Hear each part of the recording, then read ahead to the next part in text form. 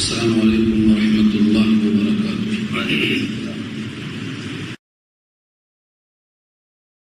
والصلاة والسلام على من لا نبي بعده، أما بعد فأعوذ بالله من الشيطان الرجيم، بسم الله الرحمن الرحيم. والسماء والطارق وما أدراك ما الطارق النجم الثاقب إن كل نفس لما عليها حافظ فلينظر الإنسان مما خلق من ماء دافق يخرج من بين الصلب والترائب إلى آخر الآية. صدق الله العلي العظيم وصدق رسوله النبي الكريم ونحن على ذلك من الشاهدين والشاكرين. اللهم ألهمنا رشدنا وأعذنا من شرور أنفسنا. اللهم وفقنا لما تحب وترضى من القول والفعل والنية. رب اشرح لي صدري ويسر لي أمري واحلل عقدة من لساني يفقهوا قولي. آمين يا رب العالمين. محترم حضرات، معزز سامعین، محترم خواتین، میری ماں اور بہنوں، ملی بھائیوں، پیارے بچوں، آج کی گفتگو کا عنوان ہے سورہ طارق۔ سورت میں کل 17 آیتیں ہیں۔ یہ سورت چونکہ مکی ہے، اس میں آخرت کی طرف توجہ دلانے کے لیے ایک ایسا انوکھا استدلال کیا ہے جس سے لوگوں کو معلوم ہوتا ہے کہ آخرت کی اہمیت ہے۔ بہت سے لوگ ہیں مرنے کے بعد دوبارہ زندہ ہونے کے بارے میں شبہے میں پڑے ہوئے رہتے ہیں کہ ایسا ہوگا کہ نہیں ہوگا۔ کہ ان کا شک دور کرنے کے لیے اللہ رب العزت نے موجودہ شے سے معدوم شے پر استدلال بتایا۔ سورت کا نام طارق ہے اور پہلی ہی آیت میں آیا ہے والسماء والطارق۔ کسی طارق کے لفظ سے سورت کا نام سورہ طارق رکھا گیا۔ 17 آیتوں میں آپ یہ محسوس کریں گے کہ اللہ تعالیٰ نے 2 چیزوں کی قسم کھائی، اور قسم کھا کر جو چیز ثابت کرنا مقصود ہے وہ ہے انسان کی تخلیق۔ جو ایک بار پیدا کر سکتا ہے وہ دوبارہ بھی پیدا کر سکتا ہے۔ تم کچھ بھی نہیں تھے، تم کو موجود کرنے پر قادر ہے، تو تم کچھ رہو گے، اس کو دوبارہ پیدا کرنے کا مشکل۔ والسماء والطارق میں اللہ نے قسم کھایا آسمان کی، قسم ہے آسمان کی، اور قسم ہے طارق کی۔ طارق مانے رات میں آنے والے کی، رات میں آنے والے کی قسم۔ پھر سوال خود کیا کہ تم کو معلوم بھی ہے رات میں آنے والے سے کیا مراد ہے؟ والسماء والطارق وما ادراک ما الطارق، قسم ہے آسمان کی اور قسم ہے رات میں آنے والے کی۔ وما ادراک، تمہیں کیا معلوم؟ وما ادراک تو بار بار آ چکا ہے۔ وما ادراک، تمہیں کیا معلوم؟ ما الطارق، کون ہے وہ رات میں آنے والی؟ جواب دیا النجم الثاقب، نجم کے معنی تارا، اور الثاقب کے معنی چمکدار، روشن تارا۔ بعض دفعہ قسم کیوں کھائی گئی سمجھ میں نہیں آتا۔ اگر سمجھ میں آ گیا کہ قسم کیوں کھائی گئی ہے تو پھر جان میدان پڑ جاتی ہے اور مزہ پڑ جاتا ہے۔ اگر آپ توجہ کے ساتھ سنیں گے کہ یہاں اللہ نے قسم کیوں کھائی اور کس چیز کی کھائی اور اس سے کیا ثابت کرنا چاہ رہے ہیں، تو آپ کی لذت میں اضافہ ہوگا۔ تارے ہیں، موجود ہیں دن میں بھی، مگر نظر رات ہی میں آتے ہیں، دن میں نظر نہیں آتے۔ مگر یہ ہماری آنکھوں سے مشاہدہ ہوتا ہے کہ تاروں کو رات میں ہم دیکھتے ہیں مگر دن میں ہم نہیں دیکھ سکتے، حالانکہ دن میں بھی وہ موجود ہیں۔ اللہ فرماتے ہیں کہ تمہارے نامہ اعمال میں محافظ فرشتے لکھ رہے ہیں، مگر نامہ اعمال کی کتاب تم کو آج نظر نہیں آتی، رات ہونے تو نظر آئے گی۔ تارے تو ہیں آپ، مگر رات ہوگی تو نظر آئیں گے، دن میں نظر نہیں آتے۔ نظر نہ آنے سے ان کا نہ ہونا یقین نہیں۔ ایسے ہی تمہارے لیے فرشتے نامہ اعمال لکھنے والے نمازیں لکھ رہے ہیں، روزے لکھ رہے ہیں، جھوٹ لکھ رہے ہیں، سچ لکھ رہے ہیں۔ تمہارے اعمال پر محافظ فرشتے تمہاری کتاب تیار کر رہے ہیں، مگر وہ کتاب تم کو آج نظر نہیں آتی ہے، رات ہوگی تو نظر آئے گی، اور رات ہے روح کا نکل جانا۔ والسماء والطارق، قسم ہے آسمان کی اور اس چیز کی جو رات کو نمودار ہونے والی ہے۔ وما ادراک ما الطارق، تمہیں کیا معلوم رات کو نمودار ہونے والی کیا چیز ہے؟ النجم الثاقب، چمکدار تارا، روشن ستارہ۔ النجم کوئی بھی تارا ہو سکتا ہے، لیکن الثاقب کے معنی چمکدار۔ یوں تو ہر تارا چمکدار ہے، آسمان کے ہر تارے میں روشنی ہے، لیکن اگر کوئی مخصوص تارا لے، اس کا نام سوریا جو سب سے اونچا سب سے چمکدار ہوتا ہے، بعض لوگوں نے مراد وہی لیا، لیکن یہاں مطلق ہر تارا موجود ہے لیکن ہمیں نظر نہیں آتا۔ اللہ نے ان تاروں کی قسم کا سوال کیا اور فرمایا ان کل نفس لما علیہا حافظ۔ ان نافیہ، ان یہاں نیگیٹو ہے، نافیہ ہے نہیں۔ کل نفس، ہر نفس، لما علیہا الا علیہا کے معنی میں، لما یہاں الا کے معنی میں، نہیں ہے کوئی نفس مگر اس پر ہے، کون ہے؟ حافظ، حفاظت کرنے والا، نگہبانی کرنے والا۔ ایک نہیں ہے، جمع ہے۔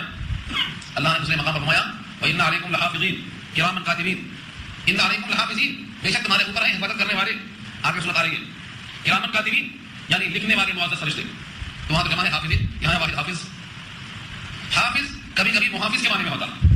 حافظ قرآن کو حافظ کیوں کہا جاتا ہے؟ کیونکہ وہ قرآن کا محافظ ہے، ایک حرف کا محافظ ہے۔ تو حافظ ہمارا محافظ کیا چیز کی محافظت کرتا ہے، کیا نگرانی کرتا ہے؟ ہر بندہ چاہے وہ کہیں بھی ہو، اس کے اعمال پر نگرانی کرنے والے فرشتے محافظ موجود ہیں۔ تو حافظوں میں جو کامن ناؤن ہے، نکرہ ہے، یہ عموم پر دعوت کرتا ہے اس نکرے کی وجہ سے، یعنی ہر نفس پر محافظ موجود ہے۔ اب محافظ کی 2 شکلیں، 2 قسمیں۔ ایک تو محافظ وہ ہے جو ہماری حفاظت کرتا ہے۔ جتنے بھی انسان دنیا میں ہیں، اللہ تعالیٰ نے ہر انسان پر فرشتوں کو متعین کر دیا ہے۔ کتنے فرشتے ہیں؟ ہم تو ایک ہیں، لیکن ہمارے اوپر کتنے فرشتے ہیں؟ 360 فرشتے ہیں جو ہماری حفاظت کے لیے لگا رکھا ہے اللہ نے، جس میں سے 60 فرشتے صرف آنکھوں پر، صرف آنکھوں پر، 7 آنکھوں پر. اور کعب احبار جو پہلے یہودی عالم تھے، تورات کے ماہر تھے، بعد میں اسلام میں آئے، انہوں نے فرمایا کہ اگر یہ محافظ فرشتے نہ ہوتے تو شیاطین ہم کو اچل لیتے، شیاطین ہم کو اچل لیتے. سوچو وہ رب ہم پر کتنا مہربان ہے کہ ہماری حفاظت کے لیے اس نے 360 فرشتے لگا رکھے ہیں، جبکہ ہم نہ کسی کی غذا دیتے ہیں، نہ کسی کی تنخواہ دیتے ہیں، نہ کسی کی عزیت کا لحاظ کر سکتے ہیں. بندہ جب نہاتا ہے ننگے ہو کر وہ فرشتے ہٹ جاتے ہیں، مجامعات کرتا ہے، صحبت کرتا ہے، وہ فرشتے ہٹ جاتے ہیں، صدقہ کھولنے کا موقع آتا ہے، وہ براس کا فرشتے ہٹ جاتے ہیں. یہ فرشتے ہمارے ساتھ ہیں، ہم ان کے ساتھ رہنے کا بھی کبھی خیال نہیں کرتے. تو ہمارے ساتھ 360 فرشتے ہیں، ہر مومن کے ساتھ 360 فرشتے، 7 صرف نگاہوں پر. یہاں پر لفظ حافظ واحد استعمال ہوا اور وہاں حافظین استعمال ہوا ہے. اور سورہ راعد 13 آیت 11 میں لہو معقبات من بین یدیہ، آگے اور پیچھے کئی فرشتے لگے ہوئے ہیں. لہو معقبات، معقبات جمع ہے معقبتن سے، اور عقب مانے یہ بھی آگے پیچھے لگے رہتے ہیں.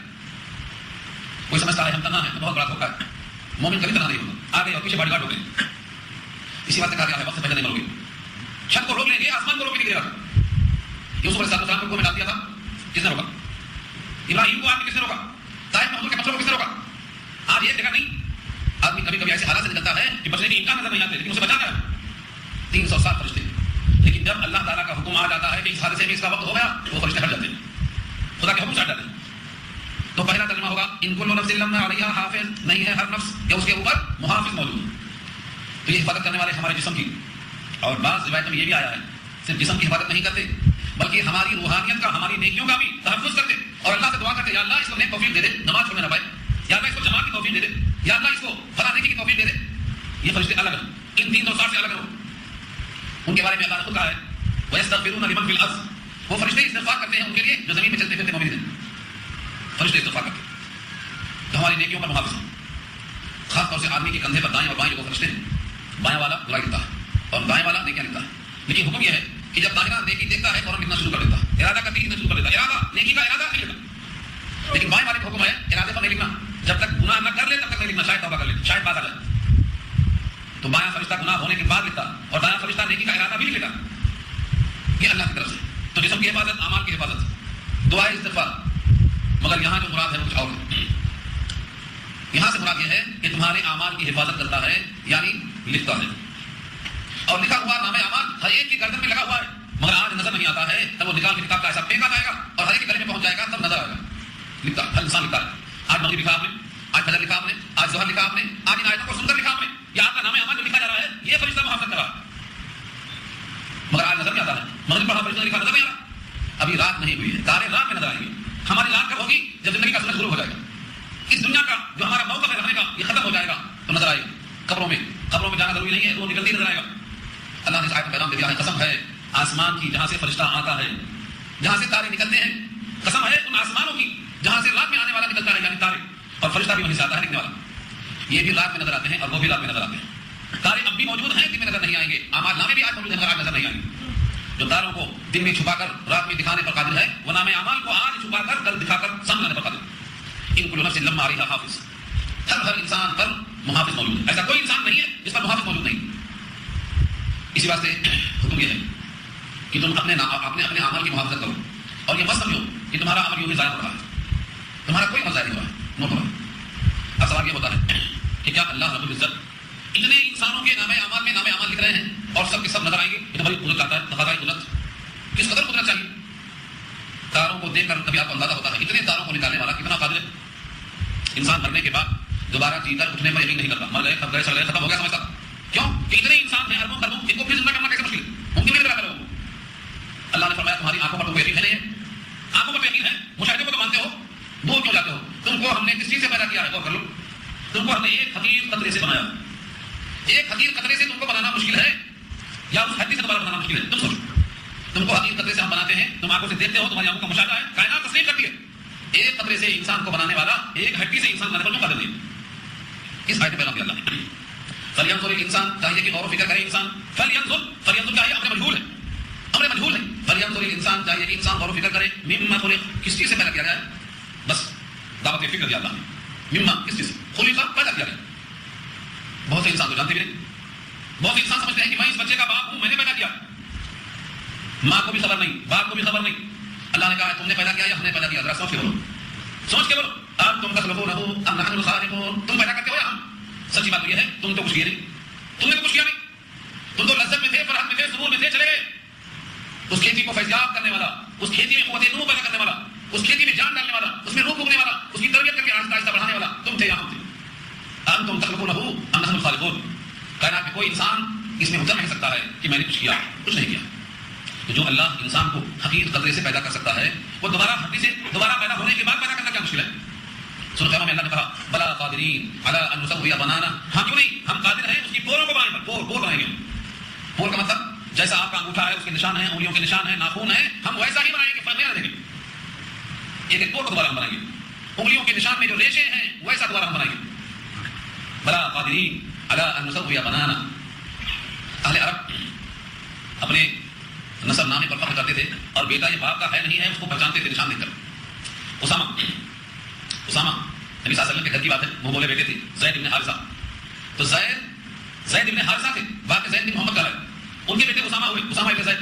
تو تھوڑا سا رنگ میں فرق تھا, کالا اور گورا ہونے کا فرق تھا. لوگ بولتے تھے حقیقی بیٹا ہے کہ نہیں ہے. ایک رات دونوں لیٹے ہوئے تھے, چادر اوڑے ہوئے تھے, لیکن دونوں کے پاؤں کھلے ہوئے تھے. ایک مدلجی آیا جو نشانات میں ماہر تھا, اس نے لا کر دیکھا, ارے واہ, دونوں کے پاؤں کیسے ملتے جلتے ہیں, کس قدر دونوں کو شامل ہیں, لگتا ہے اس کے باپ اور بیٹے ہیں. چہرہ دیکھے بغیر بول رہا, نشان دیکھ کر انسان اتنا پہچاننے والا بن گیا ہے, پیدا کرنے والا خالق نشان نہیں ہو سکتا. نبی صلی اللہ علیہ وسلم نے واقعہ سنا, مسلمان گھر میں آئی, کیا بولتی ہے, کیا بات ہے, بڑے خوش ہیں یار, کیا لوگوں کا شک دور ہو گیا. اس مدلجی نے جو نشانات دیکھنے کا ماہر ہے, اس نے آگے ایسا کہا, لوگوں کا شک دور ہو گیا. یعنی جو لوگ طنز کرتے تھے ان کے طنز کا علاج ان کی زبان کر دیا.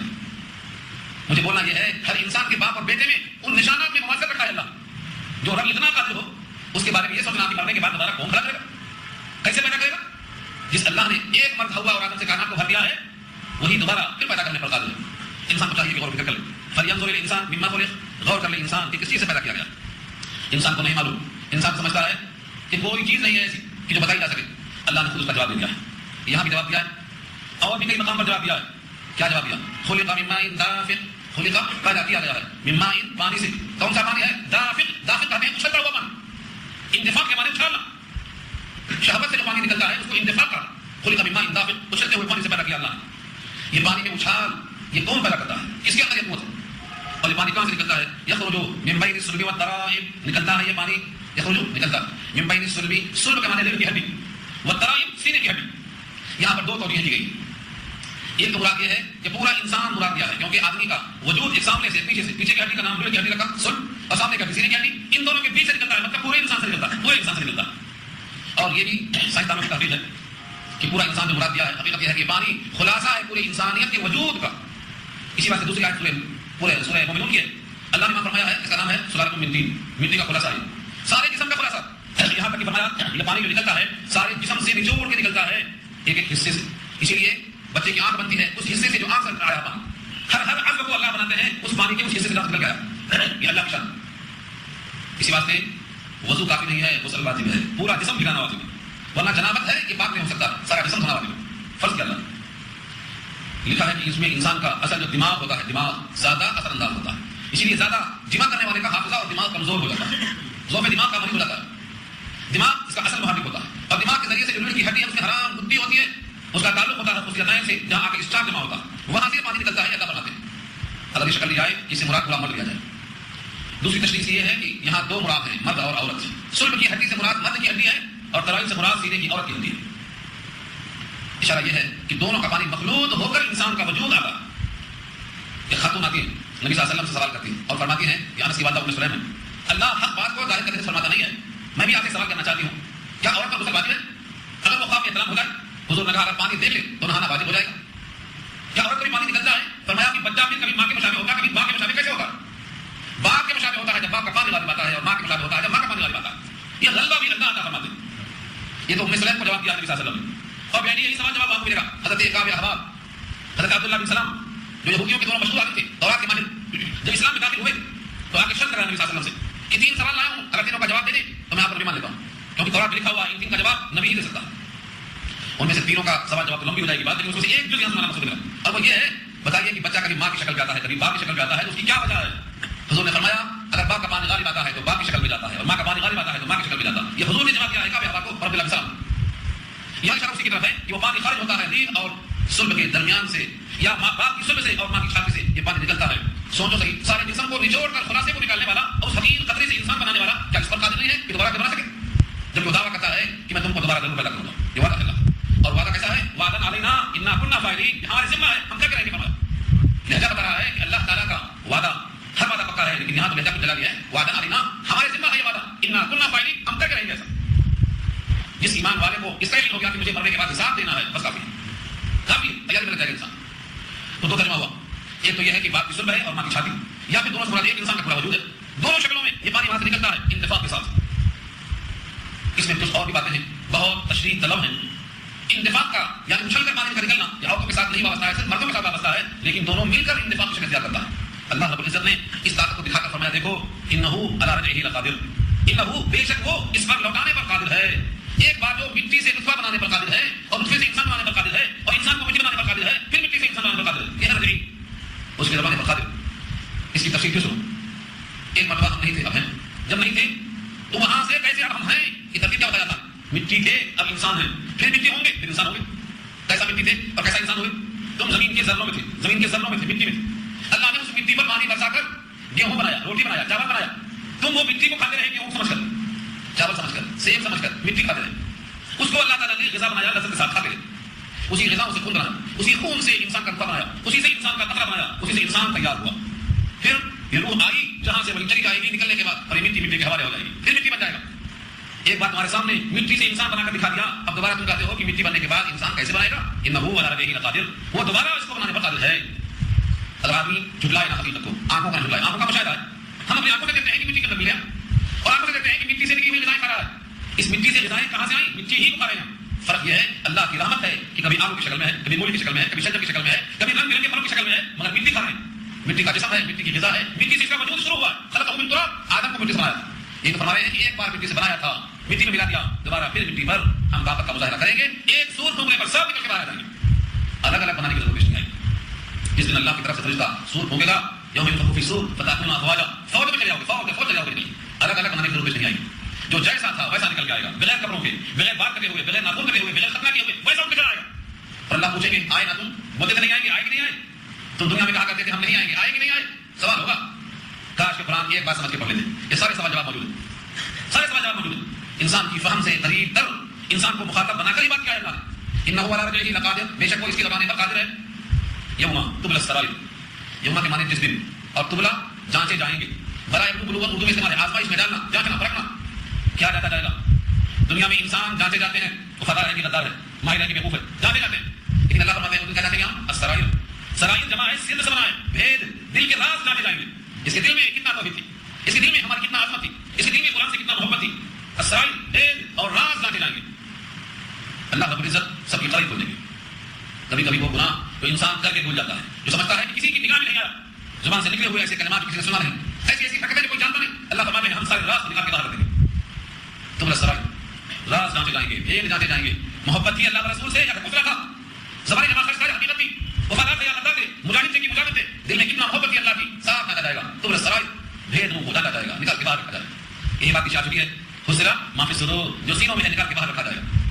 آج جو سمجھتے ہیں کہ سینوں کی بات کیسے نکالی جائے گی، آج دنیا کے انسانوں نے اپنی ایجاد سے بتا دیا ہے کہ تمہاری پرانی آواز ریکارڈ ہوئی ہے، تمہاری پرانی بات ریکارڈ ہوئی ہے، تمہارے سم کارڈ میں یہ نکلا ہے، تو ویسے سم کارڈ میں سب نکل جا رہا ہے. اللہ تعالیٰ نے بنایا ہے اس سینے کو، وہ سینہ اللہ کا حکم مان کر ثبوت دے گا.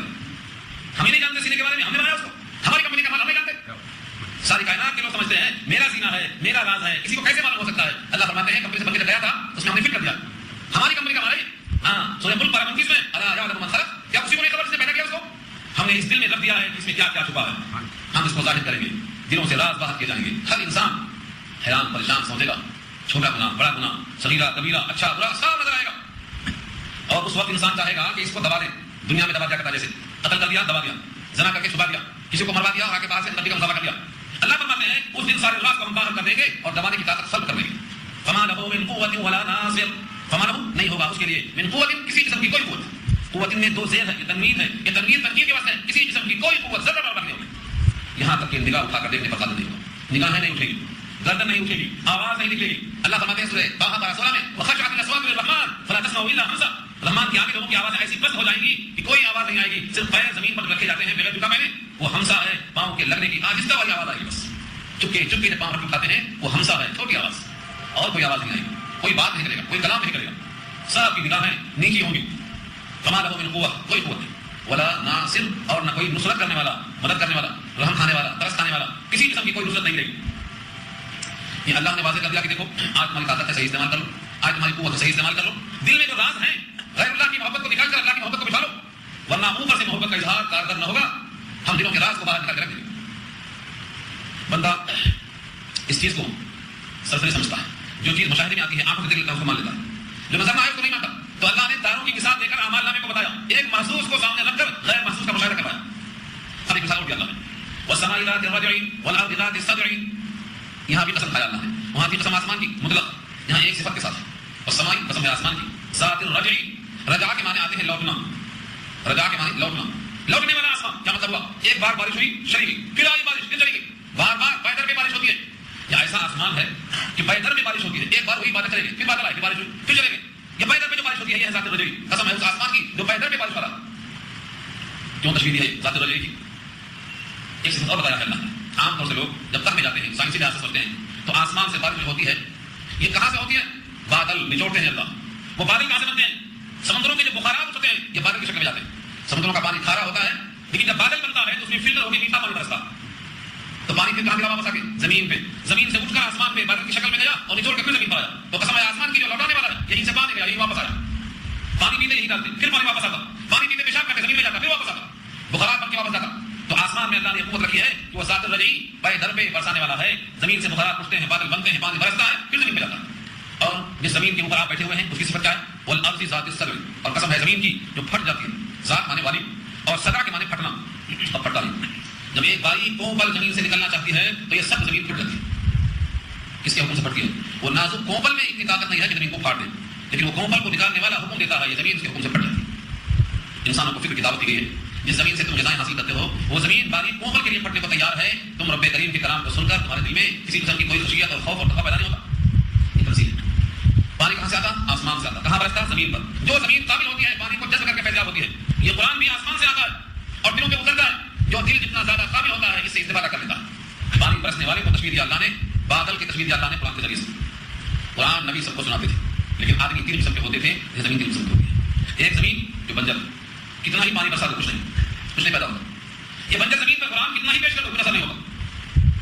ایک زمین وہ ہے جو پانی پاتے ہی قوت نمو لاتی ہے، سبزار ہو جاتا ہے، الحمد کا سمجھدار بن جاتا ہے، قرآن سن کر کے ان کے دلوں میں ایک قسم کی کافی سرور پیدا ہو جاتا ہے، اپنے مائی سے محبت کا ایک ذریعہ ابھر کے چلاتا ہے۔ تیسرا وہ ہے جو پانی کو اپنے اوپر جذب کر کے روک کے اسٹارٹ بنا دیتا ہے، جو بھی آتا ہے پیتا ہے سیراب ہوتا ہے۔ قرآن کا بھی حال ہے کہ لوگ اس کو جمع کر لیں، اسٹارٹ جمع کر لیں، جہاں جہاں پہنچے پہنچاتے چلے جائیں۔ قرآن کریم نے اس زمین کے ساتھ پانی کو جوڑ کر تمثیل دیا، رب کریم قسم ہے آسمان کی جو پائے در پہ برسنے والا ہے، اور آج زمین کی قسم ہے جو بیچ سے پھٹ جاتی ہے اور آگے اس سے اللہ تعالیٰ کو نکالتا ہے۔ یہ فرما کر رب کریم کا ارشاد ہے اپنے کلام کی تعریف اور توصیف میں، انہ لقول فصل وما هو بالهزل، بے شک یہ ایسا قول ہے جو فیصلہ کرنے والا، انہ بے شک وہ یعنی قرآن حق اور باطل میں فرق کرنے والا، قول کرنے بات کو، انہ لقول یہ قول ہے، بات ہے، کلام ہے، کیسا کلام ہے یہ؟ فرمایا فصل فیصلہ کر دینے والا کلام ہے، یہ حق ہے، یہ باطل، جس کو اللہ نے حلال کہا وہ حلال، حرام کہا تو حرام، حق کہا تو حق، باطل کہا تو باطل۔ کس کتاب نے جس چیز کو جیسا حکم لگا دیا کائنات میں کوئی تبدیل کرنے کے لائق نہیں، اس کتاب میں جو اللہ نے راستہ بتا دیا ہے اسے بدلا کرنے والا کوئی نہیں، اس کتاب میں جو کلمات ظاہر ہوتے ہیں انہیں بدلنے والا کوئی نہیں، قول فصل ہے۔ اور فرمایا وما هو بالهزل، ہزل کہتے ہیں مذاق، دل لگی، اور نہیں ہے یہ کوئی ہنسی مذاق، لغو چیز نہیں، ہزل کے معنی آتے ہیں ایک مسئلہ بیٹھتا ہے اور کچھ سناتا ہے، مثال کر کے بندے انہیں سناتا ہے تو سنتے ہیں ہاں ہاں یہ ٹھٹا ہوتا ہے، بعض کلام میں ہنسی ہوتی ہے، بعض کلام میں دل لگی اور مذاق ہوتا ہے۔ اللہ فرماتے ہیں کوئی ہزل کوئی نہیں ہے، ہزیان نہیں ہے، یہ فرقان ہے حق اور باطل میں فرق کرنے والا۔ یہاں بتا دیا ہے کہ تمہاری پکڑ ہوگی تو پکڑ ہوگی، یہاں کہا گیا ہے کہ تمہارا حساب ہوگا تو حساب ہوگا، یہاں بتایا گیا ہے کہ تمہارے نام اعمال لکھے جاتے ہیں مگر نظر نہیں آتے، کل نظر آئیں گے تو نظر آئیں گے۔ تم سے کہا گیا ہے اس کتاب کے ذریعے سے جو کچھ کہا گیا ہے یہ کوئی غیر سنجیدہ کلام نہیں ہے، ہزل کوئی نہیں ہے، یہ سچی بات ہے، یہ حق اور باطل میں فرق کرنے والی کتاب ہے۔ انہم یکیدون کیدا واکید کیدا، بے شک کافر لوگ داؤں کرتے ہیں، انہم بے شک وہ لوگ یکیدون قید کرتے ہیں، قیدن ایک چال چلتے ہیں، قید کہتے ہیں مکر و فریب، قید کہتے ہیں مکر و فریب، وہ کافر کیا کرتے ہیں؟ قرآن کے خلاف، توحید کے خلاف، اللہ کے خلاف، قیامت کے خلاف، اسلام کے خلاف ایک تدبیر کرتے ہیں، خفیہ سازش، سارے عالم میں سازش چل رہی، آج سے نہیں 1430 سال ہو چکی اسلام کو مٹانے کے لیے، کبھی پردے کے خلاف، کبھی اسلامی کاروبار کے خلاف، کبھی اسلامی لباس کے خلاف، کبھی اسلامی تعلیمات کے خلاف، جہاں جہاں دیکھیں گے جن چیزوں کو اسلام نے منع کیا ہے ان زہر آلود چیزوں کو لوگوں نے آراستہ کر کے پیش کیا ہے۔ اتنا خوبصورت گناہ پیش کیا جاتا ہے کہ لوگ سمجھتے ہیں کہ یہ حق ہے، اسے قبول کر لیتے ہیں، اس کی مثال دینے کا وقت نہیں، سارے عالم میں اسلام کے خلاف سازشیں ہوتی چلی آ رہی ہیں، یہ ہے یقین عقیدہ۔ آپ جو چیز کہیں گے اللہ نے ایسا فرمایا وہ اس کو اچھی شکل میں پیش کریں گے، آپ کہیں گے خنزیر کا گوشت حرام ہے، خنزیر نجس العین ہے، پورے یورپ میں خنزیر کی بات آگا بڑی بھاری ووٹ ڈیفام کی طرح آ گیا، پیدا کر رہے ہیں، کیوں؟ جس چیز کو اسلام نے حرام کہا ہے اس پر وہ بڑی محنت لگا کے اس کو اچھا کر کے پیش کریں گے، جس شراب کو اللہ نے حرام کیا ہے وہ شراب کو عمدہ باٹوں میں پیش کریں گے. جس لباس کو کہا ہے کہ جہنم میں لے جائے گا بیل باٹم ٹخنے سے نیچے والا کپڑا اس کو مارون کر کے پیش کریں گے.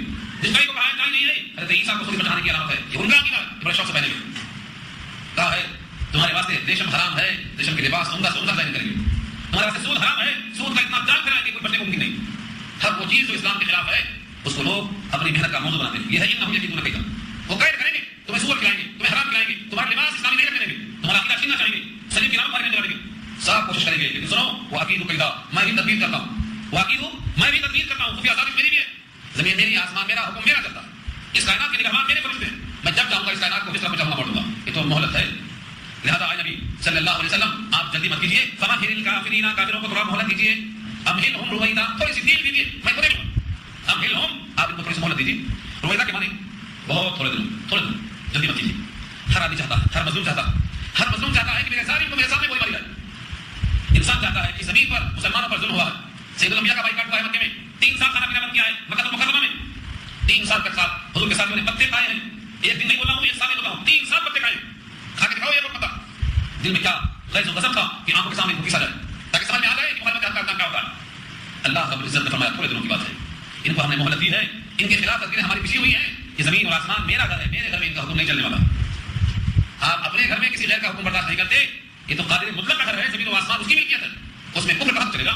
یہ ان کے واسطے مہلت ہے. امہلہم فمہل الکافرین امہلہم رویدا آپ مہلت دیجیے کافروں کو تھوڑے دنوں کی اور ان کو ہمارے اوپر چھوڑ دیجیے. مکے کے 13 سال گزر گئے. مدینہ میں سن 2 ہجری سے بدر شروع وحد شروع غزوہ احزاب شروع فتح مکہ شروع غزوہ حنین شروع غزوہ خندق ہو گئی غزوہ تبوک ہو گیا تبلیغ حوازن ختم ہو گئے.